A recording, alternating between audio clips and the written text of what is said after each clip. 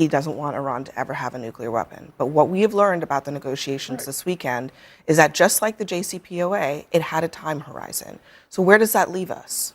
Well, I don't know how to evaluate those reports. And they are just reports described to us from sources inside the administration. And we've had a lot of reports from sources inside the administration that haven't panned out. It's a war, and it's not exactly clear what's going on. However, I don't think they know what's going on. First of all, 2 points.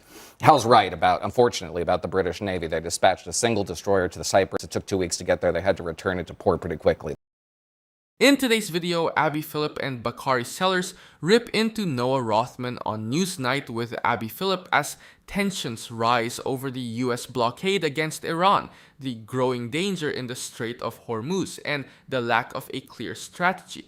As Noah Rothman tries to defend the administration, Abby Phillip and Bakari Sellers push back hard, calling out the risks of escalation, weak planning, and increasing global isolation. The clash intensifies as they break down failed negotiations, limited international support, and the dangers of relying on military pressure without a solid diplomatic plan. So let's dive in and watch how Abby Phillip and Bakari Sellers shut down Noah Rothman on Newsnight with Abby Phillip. May have been a big priority for the president leading up to the talks, but it sounds like the talks this weekend were centered on what they always are centered on, which is whether Iran's going to have a nuclear weapon. The Times is reporting that Iran said that they would suspend uranium enrichment for up to 5 years, but the Trump administration rejected that offer. They insisted on a 20-year window. CNN is reporting as well that 20-year window. Margaret, does this sound like a negotiation that would result in a permanent taking off the table of nuclear weapons? I don't think so. I'm a little bit pessimistic that we can get to that. I think that we had as close as we could get in the JCPOA a few years ago, and I think any rational actor would say, forget about Iran, forget about geopolitics. Anybody making a deal with somebody else would say, why would I cut a deal with you? You just ripped up the one we worked so hard to do in the past. So I think that it makes sense that it's going to be more difficult. I do want to say one point about the Strait of Hormuz. I think that's a little bit misguided to think that this is basically a bargaining chip, that Iran can now suddenly open the strait. I think that's actually totally impractical because we've learned that Iran has mined the strait illegally, by the way, and lost track of those mines, which means that it's basically impossible for them to reopen the strait. It's effectively self-blockaded. We can blockade Iranian ports, but that only does so much when you have to get through the Strait of Hormuz geographically to begin with. So that's going to require a multinational coalition to actually demine the strait. Yeah, the risk is there regardless, Noah.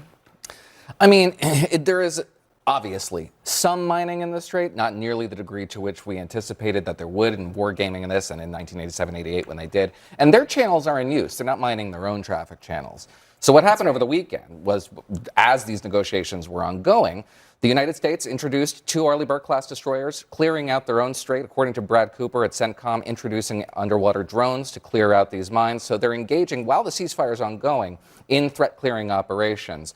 And then on top of that, this very medium risk but high reward blockade strategy, which is designed to cut off all revenue to the about $450 million that they generate on a daily basis from traffic in and out of Iran. And it's just Iranian ports. So the idea is they have about 13 days worth of oil that they can store, at which point they have to start cutting off their own oil generating plants and fields. And that is going to put a lot of financial pressure on this regime. At the start of the weekend, we were hearing that Donald Trump was ready to bug out, that he was done with this. He was looking for an off-ramp anyway. He was going to get it. He had to give away the store. And that's just not what happened. But I think it also kind of puts us on a collision course with whatever the first vessel is that we're going to blockade, right? Because it's going to be some third-party country, and then we're going to have a showdown. So I think that's a very risky possible elevation. 2 Chinese we've already interdicted. Yeah, so, right? I mean, I don't think we're going to be sinking Chinese ships. But the Chinese also responded and said very clearly today that this is Iranian Strait. This is their property. They control it.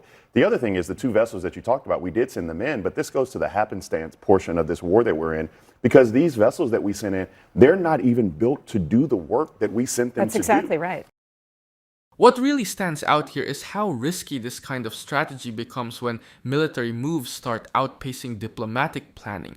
Blockades sound effective on paper, but historically they've often escalated tensions rather than resolved them. In past conflicts, even limited blockades have triggered unintended confrontations with third-party nations, especially when global trade routes are involved. That's important because the Strait of Hormuz isn't just a regional issue, it's a global choke point, and any disruption there affects multiple countries at once, not just the primary players in the conflict. Then there's the economic and geopolitical angle, which is just as critical. Iran's ability to generate revenue through oil and shipping gives it leverage, but so does the global reliance on that same route. When major powers like China signal opposition to certain actions, it complicates the situation even further. Conflicts like this don't exist in a vacuum. They ripple outward into global markets, alliances, and diplomacy. Without a clear, coordinated approach, strategies like these can create more instability than resolution, making it harder to control how things unfold next. Another major factor is the logistical reality behind what's actually happening on the ground. Mine-clearing operations in narrow waterways are extremely complex and time-consuming, even with advanced technology. It's not something that can be solved quickly or cleanly, especially if the area has already been destabilized. On top of that, using ships that aren't specifically designed for that purpose increases operational risk. Historically, mismatches between mission and equipment have led to delays, accidents, and even mission failure, which only adds to the uncertainty surrounding the broader strategy being used. So when you're talking about, yeah, we sent in 2 vessels, I mean, of course, to the audience, it sounds good. And then you flip the page and you say, look, they're not even built to do this type of work. They don't have that capacity. They don't have that capability. And it goes to the fact that a lot of people watching believe that this is a war of happenstance. This is a war of how Donald Trump feels the next day. And the next day, this was not gamed out. You talked about war games. This is just, I mean, this is a game of checkers to him, where the rest of the world is playing some type of 3D, 4D chess, because we actually are losing this war. The rest of the world's not playing at all. I mean, what are you talking about? They're playing 3D chess. The rest of the world, the rest of the world's not playing in this game, and 20% it's not a of the game, world, by the way. 20% of the world's oil. Yeah, but they're not comes involved.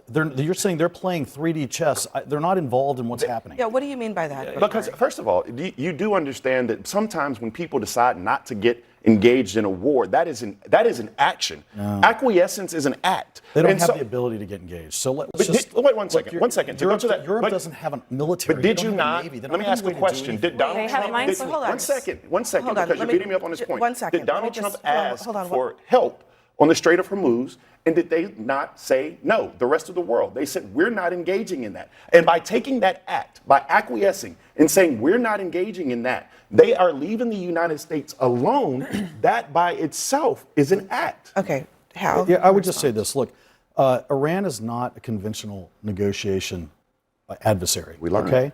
They're just not. They have a martyrdom mindset. Okay? They've been doing terrorism around the world for 48 years. Right. They're not interested in negotiating. They're interested in stalling, because what they want to do is drag this out, play the media in the United States against the Trump administration, and hope that they can win that way. And that's what they want to do. Trump's not going to let them do it. This is going to have to be resolved much more quickly. He's not going to play these negotiations that go on weeks and weeks and weeks, just like he did in this time. He said, nope, day into it, we're done. I think that you're partly right about the Iranians feeling like time is on their side. But I think the question that I have is, what is the or else? You said that Trump is not going to allow them to drag out the negotiations. Well, we've already seen that despite the walking away and the drama of this weekend, they're still at the negotiating table with Iran. So the negotiations are kind of dragging out. But the or else is no more oil revenue. That's what's about to happen. What is the? What do you mean no more? They're going to shut down. They're going to shut down Iran's ability to get revenue. Wasn't the goal nuclear enrichment? Hold on 1 second. Yeah. I mean, I think that might be the case, but they might also have to shut down all the oil coming out of the Strait of Hormuz. And it's not just oil coming out of the Strait of Hormuz. It's fertilizer, it's helium, it's things that change the entire world economic order. Like, I think we have to be really serious. There's a reason that Bakari's making that the world is turning its back on us right now, that they're saying we need the help, and they're like, no, this is a problem you made on your own. China was very clear, saying this is a problem you made on your own. NATO leaders with like Keir Starmer coming out being like, we're not joining in your blockade because the U.S. can't make us manage their affairs. Canada's prime minister is like, you know what, we're not going to send 70 cents of every dollar for our defense to the U.S. anymore. This isn't making any sense. These choices that this administration is making doesn't make any sense, and they're causing a crisis in the whole world. when military decisions seem reactive instead of carefully planned. In modern warfare, logistics and preparation matter just as much as firepower. Sending in vessels that aren't specifically designed for mine-clearing operations raises serious concerns because historically, mismatched equipment has led to delays, operational failures, and even unintended escalation. This isn't just about optics, it directly impacts how effective any strategy actually is when you're dealing with something as complex as securing a narrow and heavily trafficked waterway. Another major factor is the global response, or lack of it, which actually says a lot. When key allies choose not to participate, that's not neutrality, it's a signal. In past conflicts, strong coalitions were essential for maintaining legitimacy and reducing the burden on a single country. Here, the hesitation from NATO partners and other global players suggests concerns about both the strategy and the long-term consequences. That kind of isolation can weaken leverage, especially when dealing with an issue that affects a massive portion of the world's energy supply and economic stability. Then there's the economic reality that can't be ignored. The Strait of Hormuz handles a significant percentage of global oil, along with other critical resources, so any disruption has immediate worldwide consequences. If efforts to pressure one country end up affecting global trade, it can backfire quickly. History shows that when economic pressure spreads beyond the intended target, it often creates unintended alliances and resistance. Without a coordinated international approach and clear objectives, strategies like this risk creating more instability than control, making the situation harder to manage over time. You were talking about these ships that are in there. This has been the policy of every Democrat that's run for years. I'm not talking about Democrats. No, I'm talking you about said what's that happening we've in Iran created right this. now, man. Wait, Listen, here's exactly, the thing. and we Here's stopped the them from getting a nuclear We're talking weapon. about these ships That and was how the they goal. don't have. But they were Let me just stopped under finish. JCPOA. Let me just finish. Hold on. No, they weren't. These They were ships- not just Hold on, stopped hold on under a second. Let's just do this one at a time. Finish your These thought. ships do not have, you said, the capacity or the capability to do the job Correct. that they've been put in to do. I believe that when we sent in the people to do the Iran negotiation, they did not have the capacity or the capability to do the job that they were meant to do. We sent in 2 real estate brokers and our vice president to please. do the negotiation. Then they left after 21 hours. The last deal, correct me if I'm wrong, the one that we had with Obama, it was 18 months. They worked out the deal. Yes. So after 21 hours, Over a J.D. year. Vance and Jared Kushner and Witkoff were like, well, peace out. We didn't get a deal. Hal, quick response and then Noah. Go ahead. You're again blaming the United States. That's what your entire. We started 15, the war. We you know, caused the problem. minute The strait diatribe was on- open. was blaming the The United strait was States. open. Now it's closed. Yeah, it's our It's fault. been the policy of every president that's run and won that we were not going to let Iran get a nuclear weapon. Correct. Okay. And Trump decided to stop them from getting a nuclear weapon. And now Trump everybody's told us up in arms on the last Democrat June side. that he had gotten rid of all nuclear weapons. Trump, It's still on the hold White a House second. website. Trump says he doesn't want Iran to ever have a nuclear weapon. But what we have learned about the negotiations this weekend is that just like the JCPOA, it had a time horizon. So where does that leave us? Well, I don't know how to evaluate those reports. And they are just reports described to us from sources inside the administration. And we've had a lot of reports from sources inside the administration that haven't panned out. It's a war, and it's not exactly clear what's going on. However, I don't think if they we do know what's retreat going to on. first of all, 2 points. Hal's right unfortunately, about the British Navy. They dispatched a single destroyer to the Cyprus. It took 2 weeks to get there. They had to return it to port pretty quickly. The British Navy's pretty innervated. As much as Keir Starmer wants to posture, he does lack the assets to do this kind of operation. Second, the JCPOA allowed cascading centrifuges to exist. That's how they enrich uranium.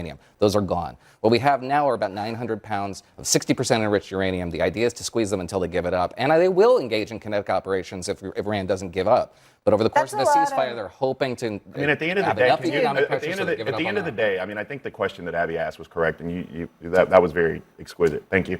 But at the end of the day, one of the things that the JCPOA did, and you're smarter than this than I am, is they made sure that for 20 years Iran wasn't able to enrich nuclear weapons. For 20 years, that was a sunset period on it. Well, there were several different Iterations. several different iterations of the time. And you horizon, also but it had ranged to from kind of 8 years to trust but 15 years. verify, make sure you had inspectors go in, et cetera, et cetera, et cetera. We actually had a deal in place. We had a deal in place. Whether or not, I think all of us around the table, contrary to what Hal may want to say, all of us around the table actually agree with the underlying premise that Iran should never have access to a nuclear weapon, period. Nobody's debating that. The point I'm saying is that right now, the Trump administration toward the JCPOA, and what the American public are seeing is that they're over there negotiating for the same thing. No. Taking a step back, what really stands out here is the lack of continuity in strategy, especially when dealing with something as complex as nuclear containment. Historically, agreements like the JCPOA weren't perfect, but they created a structured system of inspections and limits that slowed nuclear progress in a measurable way. When that kind of framework is removed without a clear replacement, it creates a vacuum. And in global politics, vacuums don't stay empty. Countries tend to accelerate their programs when oversight disappears and pressure increases. Another major issue is the unrealistic expectations around negotiations and timelines. Major international deals don't happen overnight. The original nuclear agreement took well over a year of constant negotiation, involving multiple countries, technical experts, and verification planning.